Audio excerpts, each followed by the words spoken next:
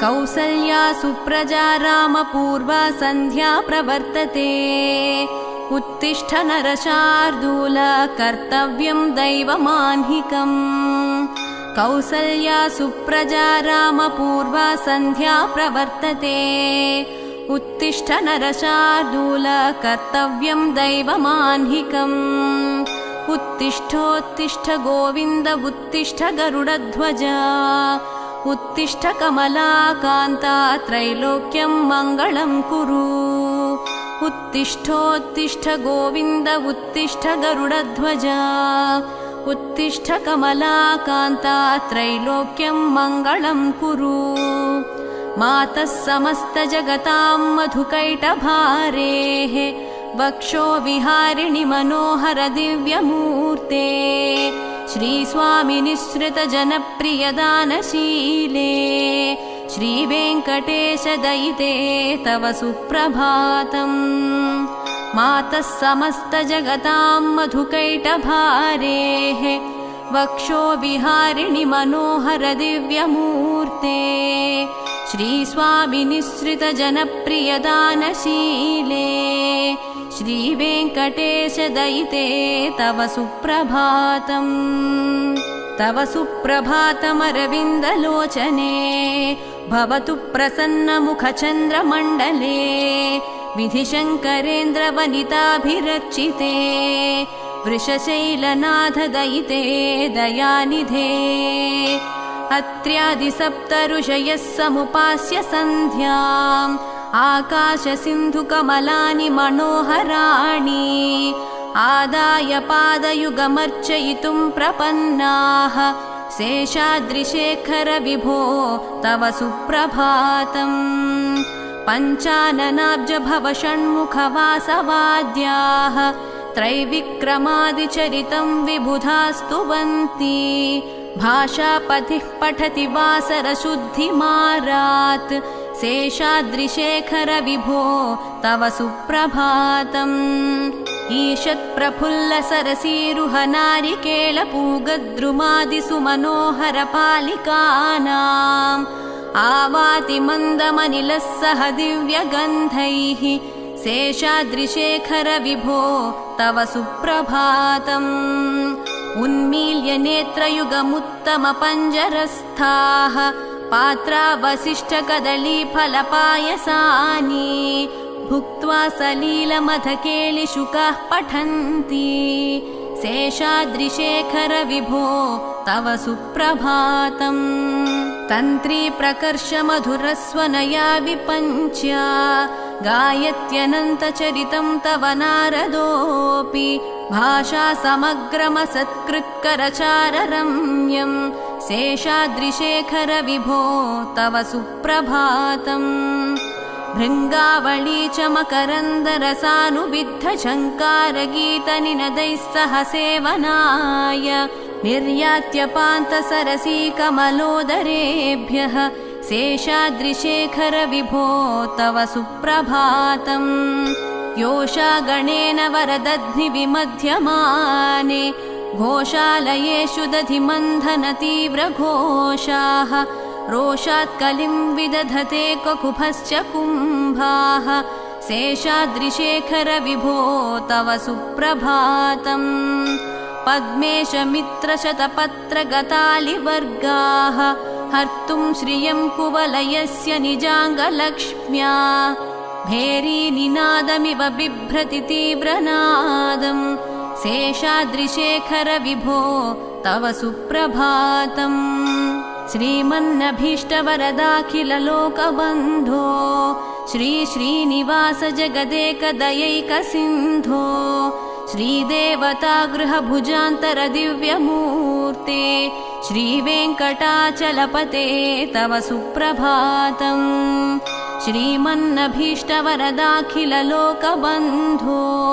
श्री श्रीनिवास जगदेकदयैकसिन्धो श्रीदेवतागृहभुजान्तर दिव्यमूर्ते श्रीवेङ्कटाचलपते तव सुप्रभातम् श्रीस्वामि पुष्करिणिकाप्लवनिर्मलाङ्गाः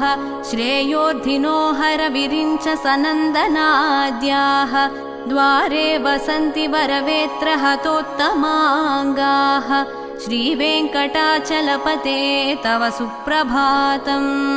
श्रीशेषशैलगरुडाचलवेङ्कटाद्रिनारायणाद्रिवृषभाद्रिवृषाद्रिमुख्याम् आख्यां त्वदीयवसतेरनिशं वदन्ति श्रीवेङ्कटाचलपते तव सुप्रभातम् सेवापरः शिवसुरेश कृशानुधर्म रक्षोऽम्बुनाथ पवमानधनाधिनाथाः बद्धाञ्जलिप्रविलसन्निजशीर्षदेशाः श्रीवेङ्कटाचलपते तव सुप्रभातम् धाटीषु ते विहगराज मृगाधिराज नागाधिराज गजराज हयाधिराजाः स्वस्वाधिकारमहिमादिकमर्धयन्ते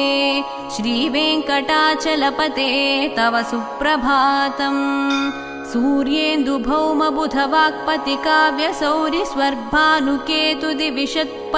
सूर्येन्दुभौमबुधवाक्पतिकाव्यसौरिस्वर्भानुकेतुदिविशत्परिषत्प्रधानाः त्वद्दासदासचरमावधिदासदासाः श्रीवेङ्कटाचलपते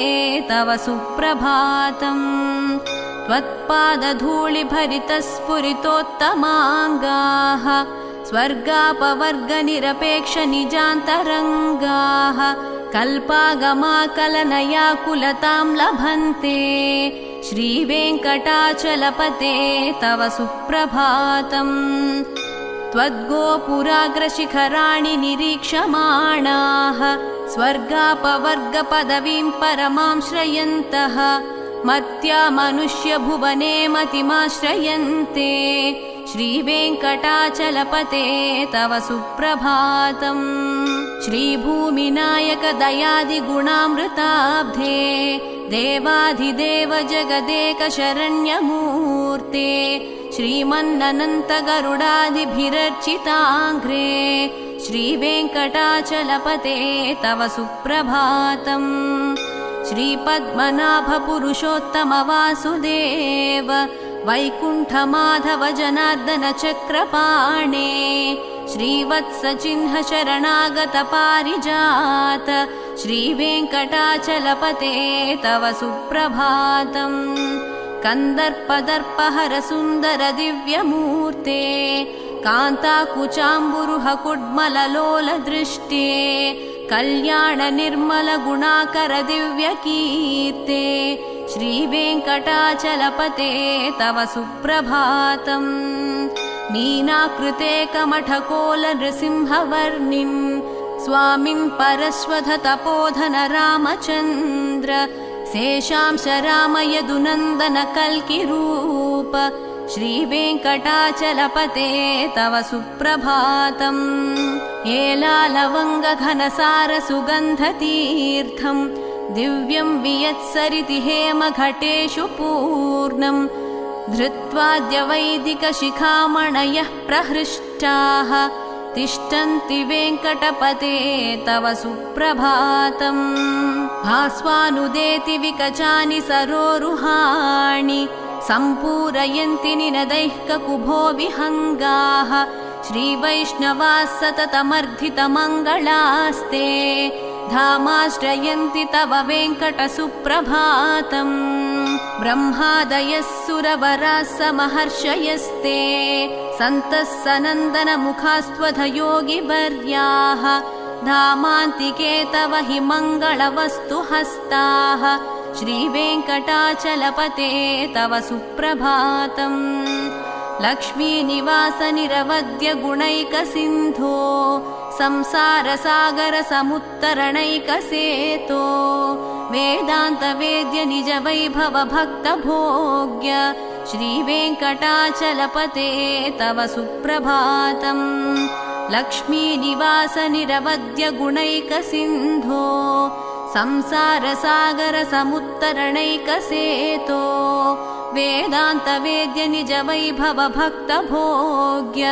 श्रीवेङ्कटाचलपते तव सुप्रभातम् इत्थं वृषाचलपतेरिह सुप्रभातम्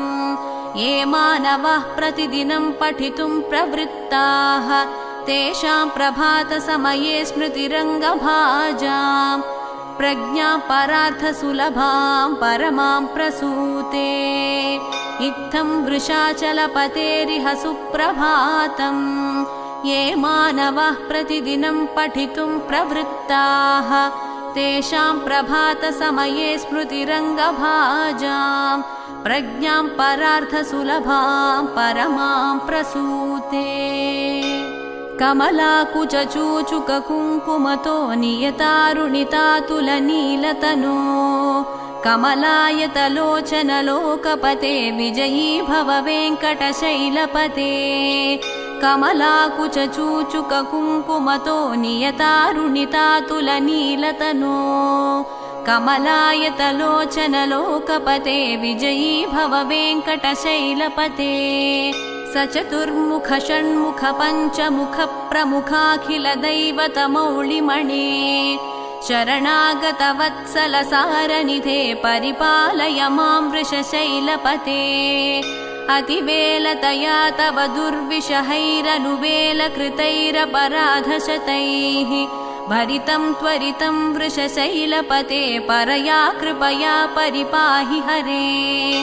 अधिवेङ्कटशैलमुदारमतेर्जनताभिमताधिकदानरतात् परदेवतया गदितान्निगमैः कमलादयितान्न परं कलये कलवेणुरवावशगोपवधूशतकोटिवृतात् स्मरकोटिसमात् प्रतिवल्लविकाभिमतात् सुखदात् वसुदेवसुतान्न परं कलये अभिरामगुणाकरदाशरथे जगदेकधनुर्धर धीरमते रघुनायक राम रमेश विभो वरदो भवदेव दयाजलधे अवनीतनया कमनीयकरं रजनीकरचारुमुखाम्बुरुहं रजनीचरराजतमो मिहिरं महनीयमहं रघुराममये सुमुखं सुहृदं सुलभं सुखदं स्वनुजं च सुकायममोघशरम् अपहाय रघुद्वहमन्यमहं न कथञ्चन कञ्चन जातु भजे विना वेङ्कटेशं ननाथो ननाथः सदा वेङ्कटेशं स्मरामि स्मरामि हरे वेङ्कटेश प्रसीद प्रसीद प्रियं वेङ्कटेश प्रयच्छ प्रयच्छ विना वेङ्कटेशं ननाथो ननाथः सदा वेङ्कटेशं स्मरामि स्मरामि हरे वेङ्कटेश प्रसीद प्रसीद प्रियं वेङ्कटेश प्रयच्छ प्रयच्छ अहं दूरतस्ते पदाम्भोजयुग्म प्रणामेच्छया गत्य सेवां करोमि सकृत्सेवया नित्यसेवा फलं त्वं प्रयच्छ प्रयच्छ प्रभो वेङ्कटेश अज्ञानिना मया दोषान् शेषान् विहितान् हरे क्षमस्वत्वं शेषशैलशिखामणे अज्ञानिना मया दोषान् शेषान् विहितान् हरे क्षमस्वत्वं शेषशैलशिखामणे ईशानां जगतोऽस्य वेङ्कटपतेर्विष्णोः परां प्रेयसीं तद्वक्षस्थलनित्यवासरसिकां तच्छान्तिसंवर्धिनीं पद्मालङ्कृतपाणिपल्लवयुगां पद्मासनस्थां श्रियं वात्सल्यादिगुणोज्ज्वलां भगवतीं वन्दे जगन्मातरम् ईशानां जगतोऽस्य वेङ्कटपतेर्विष्णोः परां प्रेयसीं तद्वक्षस्थलनित्यवासरसिकां तच्छान्तिसंवर्धिनीं पद्मालङ्कृतपाणिपल्लवयुगां पद्मासनस्थां श्रियं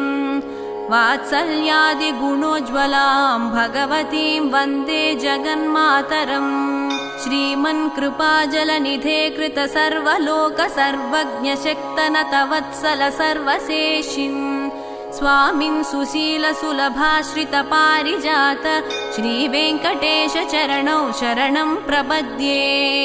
श्रीमन्कृपाजलनिधे कृत सर्वलोक सर्वज्ञशक्तनतवत्सल सर्वशेषिन् स्वामिन् सुशीलसुलभाश्रितपारिजात श्रीवेङ्कटेशचरणौ शरणं प्रपद्ये आनूपुरार्पितसुजातसुगन्धिपुष्पसौरभ्यसौरभकरौ समसन्निवेशौ सौम्यौ सदानुभवनेऽपि नवानुभाव्यौ श्रीवेङ्कटेशचरणौ शरणं प्रपद्ये सद्यो विकासि समुदित्वरसान्द्ररागसौरभ्यनिर्भरसरोरुहसाम्यवार्ताम् सम्यः साहसपदेषु विलेखयन्तौ श्रीवेङ्कटेशचरणौ शरणं प्रपद्ये रेखामयध्वजसुधाकलशातपत्रवज्राङ्कुशाम्बुरुहकल्पकशङ्खचक्रैः भव्यैरलङ्कृततलौ परतत्त्वचिह्नैः श्रीवेङ्कटेशचरणौ शरणं प्रपद्ये ताम्रोदरद्युतिपराजितपद्मरागौ बाह्यैर्महोभिरभिभूतमहेन्द्रनीलौ उद्यन्नखांशुभिरुदस्तशशाङ्कभासौ श्रीवेङ्कटेशचरणौ शरणं प्रपद्ये सप्रेमभीतिकमलाकरपल्लवाभ्यां संवाहनेऽपि सपदि क्लममादधानौ कान्ताववाङ्मानसगोचरसौ कुमार्यौ श्रीवेङ्कटेशचरणौ शरणं प्रपद्ये लक्ष्मीमहीतदनुरूपनिजानुभावनीलादिदिव्यमहिषीकरपल्लवानाम् आरुण्यसङ्क्रमणतः किल सान्द्ररागौ श्रीवेङ्कटेशचरणौ शरणं प्रपद्ये नित्यान्नमद्विधिशिवादिकिरीटकोटिप्रत्युक्तदीप्तनवरत्नमहप्ररोहैः नीराजनाविधिमुदारमुपादधानौ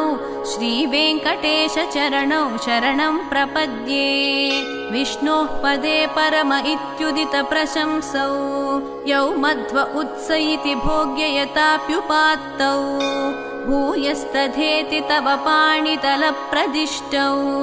श्रीवेङ्कटेशचरणौ शरणं प्रपद्ये